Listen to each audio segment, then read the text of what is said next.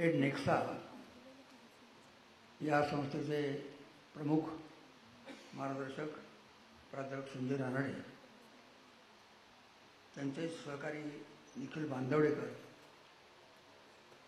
आजच्या समारंभाला प्रमुख पाहुणे म्हणून यापूर्वीच्या काळामध्ये प्राध्यापक शहावते दुबे, त्यानंतर श्री सापटे, यामध्ये विशेषतः माझे मित्र आता ज्याने उल्लेख केला बांदवडेकर, त्यांच्यासून मी उल्लेख मुद्दाम करतो की ते आमच्या शाळेचे विद्यार्थी असल्यामुळं मला त्यांनी निमंत्रित केलं.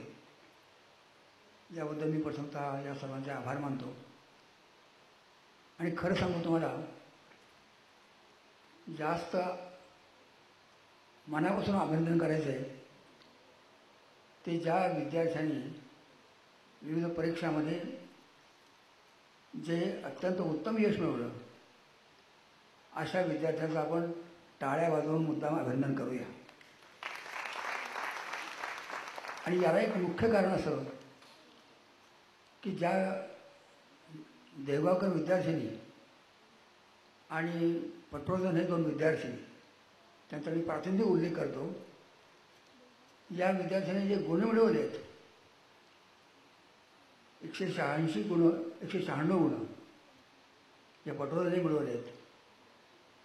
अशा प्रकारे 200 पैकी इतक्या मोठ्या संख्येनं गुण मिळवणारे हे जे विद्यार्थी आहेत, त्या विद्यार्थ्यांचं पुन्हा एकदा आपण मनापासून अभिनंदन करूया आणि त्यांना मुद्दाम दाद देऊया. मला विशेष सांगायचं असं की सहज मला संजय राणेकडनं कळलं की हा जो आपला पटवर्धन विद्यार्थी आहे तो निगडीजवळच्या म्हाळसाकांत महाविद्यालयात आहे. त्याची एकूण आर्थिक परिस्थिती आणि त्याच्या कौटुंबिक परिस्थिती पाहिली तर ती अतिशय प्रतिकूल आहे.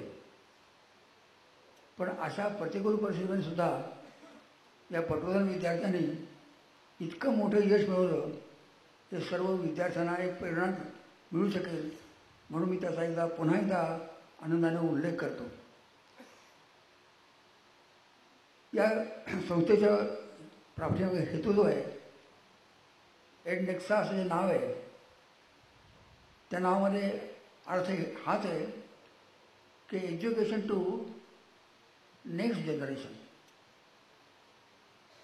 आणि मला याचं वैशिष्ट्य असं वाटतं की नेक्स्ट जनरेशन ही अधिक बुद्धिमान होणार आहे, तिची अध्ययनाची आणि अभ्यासाची गती अधिक वाढणार आहे.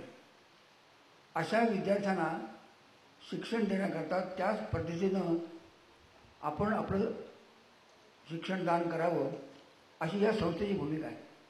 म्हणून त्या निर्णय प्रकारच्या माध्यमातून त्यांनी शिक्षण सुरू केलं आहे. आता आपण वेगळ्या युगामध्ये आहोत. एक जेट युगाचा काळ होता, दुसरा एक काळ तो अणुयुगाचा होता. आता तिसरा जो आहे काळ तो मुख्यतः संगणक युगाचा आहे. आणि या काळामध्ये विद्यार्थी हे किती गतीनं अध्ययन करतायत, त्यांची बुद्धिमत्ता किती गतीने वाढते, यासाठी एक लहानशी दोन मुद्दाम आपले पुण्याचे प्रसिद्ध उद्योगपती किंवा भारताचे उद्योगपती असलेले शंतनुनाथ किर्लोस्करांचं एक उदाहरण सांगतो. शंतनुनाथ किर्लोस्करांनी जेट युगातील मराठी माणूस यावर एक पुस्तक लिहिलं आहे. ते पुस्तक आपण जरूर वाचा. त्या पुस्तकाच्या प्रारंभी एक लहानसा प्रसंग रंगवला आहे. तो प्रसंग असा आहे की शाळेचे हेडमास्टर प्रत्यक्ष शाळा चालू असताना वर्गाभोवती राऊंड घेत आहेत. आणि तो राऊंड घेत असताना त्यांना एक वर्गामध्ये 2 मुलं शिक्षक शिकवत असताना परस्परांशी बोलताना आढळतात. हेडमास्टर जर थांबतात आणि ह्या 2 मुलांचा परस्परांशी वर्गात बोलण्याचा काय विषय असेल याची उत्सुकता त्यांना असते. म्हणून ते वर्गात जातात, त्या मुलांना उभं करतात, विचारतात की तुम्ही वर्गात तास चालू असताना शिक्षक बोलत असताना कोणत्या विषयावर बोलत होता. प्रथमतः ते मुलं जरा थोडे संकोचले, पण त्याने उत्तर दिलं असं. एक मुलगा म्हणला की सर मी याला विचारलं की आताच आपल्या शाळेच्या वरून आकाशातून एक विमान गतीने गेलं.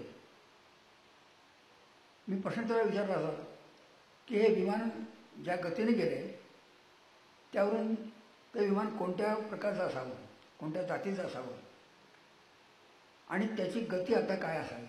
आता पहा मुलांचे प्रश्नही मिळते. त्या दुसऱ्या मुलाने त्याचे कॅल्क्युलेशन करून ते विमान हे कोणत्या जातीचं असलं पाहिजे आणि त्याची गती कोणती असली पाहिजे हे त्याला मानसिकरित्या त्याची गणना करून गुणक करून त्यांनी त्याला उत्तर दिलं आणि ते उत्तर त्याला तो सांगत होता. म्हणजे आजचा विद्यार्थी हा प्रत्यक्षात वर्गामध्ये अध्ययन करत असला, अध्यापन करत असला तरीसुद्धा प्रत्यक्षामध्ये त्याची बौद्धिक क्षमता ही किती झपाट्याने वाढते आणि तो कोणत्या नवीन विषयांचा वेध घेतोय याची कल्पना आपल्याला येऊ शकते. मला या संजय राहाडे आणखी त्यांची सहकारी आता जे नावं सांगितली आणि ज्यांचा आता आपण सत्कार केला या सर्व शिक्षकांचं कौतुक यासाठी असं वाटतं की त्यांनी प्रत्यक्षामध्ये आजचा विद्यार्थी जो शिकतोय तो नेक्स्ट जनरेशनचा आहे. त्या नेक्स्ट जनरेशनला कोणत्या प्रकारचं शिक्षण हवं आहे, कोणत्या प्रकारचं शिक्षण त्याला पूरक ठरणार आहे याचा विचार करून मुख्यतः हे पाहिलं असं की संगणक ज्यांच्याकडे आहेत त्या प्रत्येक विद्यार्थ्याला ऑनलाईन हे शिक्षण सहज उपलब्ध होऊ शकेल. दुसरी गोष्ट अशी पाहिली की कोणत्याही क्षणी कोणत्याही वेळी मिळू शकेल. तिसरी गोष्ट अशी पाहिली की त्याला जर प्रत्यक्षामध्ये प्रश्नोत्तराच्या रूपाने हवं असेल तर ते प्रश्नोत्तर रूपाने पाहायला मिळेल. चौथी पुन्हा एक गोष्ट पाहिली की हे करताना जर प्रत्यक्षामध्ये त्याला काही शंका राहिली तर ती शंका दूरध्वनी करून ती शंका त्याला विचारून आपलं उत्तर दुरुस्त करता येऊ शकेल. आणखी एक तेवढं गोष्ट पाहिली अशी की हे करताना प्रत्यक्षामध्ये त्या विद्यार्थ्याला कोणत्या प्रकारचे प्रश्न CET सारख्या परीक्षेवर येतात ते प्रश्न देऊन त्या प्रकारची उत्तरं कोणती असतील याचीही कल्पना त्यांना यावी म्हणून तीही उत्तरं ऑनलाईनवर देण्याची सोय केली आहे.